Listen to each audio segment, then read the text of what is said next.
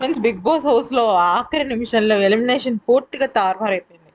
జరిగిన విషయం ఏంటి అంటే ఈ వారం అంతా కూడా అంటే దాదాపుగా గురువారం మార్నింగ్ వరకు కూడా అవినాష్ లీస్ట్లో ఉన్నాడు, లీస్ట్ ఓటింగ్లో ఉన్నాడు. అవినాష్ తర్వాత పృథ్వీ లీస్ట్ ఓటింగ్లో ఉన్నాడు, పృథ్వీ తర్వాత యష్మి. కానీ తేజకు మాత్రం హై ఓటింగ్ పడింది, మేబీ బికాస్ ఆఫ్ సింపతి కావచ్చు, ఏదైనా కావచ్చు.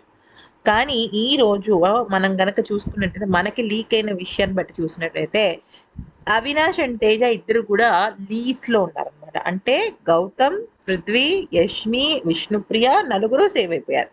ఆఖరిలో మిగిలింది ఎవరు అంటే అవినాష్ అండ్ తేజ.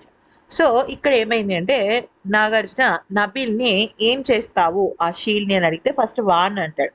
కానీ ఆ తర్వాత ట్విస్ట్ ఏంటి అంటే సార్ నేను అవినాష్ కోసం వాడతాను అని చెప్పటంలో ఇక ఏమవుతుంది, అవినాష్కి ఈ షీల్డ్ అనేది వాడేస్తారనమాట నబిల్. ఎందుకంటే వీళ్ళిద్దరి మధ్య మంచి బాండింగ్ ఏర్పడింది లాస్ట్ 4 వీక్స్ నుంచి. మెగా చీఫ్ తన వల్ల తినవడం కానీ తిన వల్ల తనవడం కానీ ఏదైనా కానీ.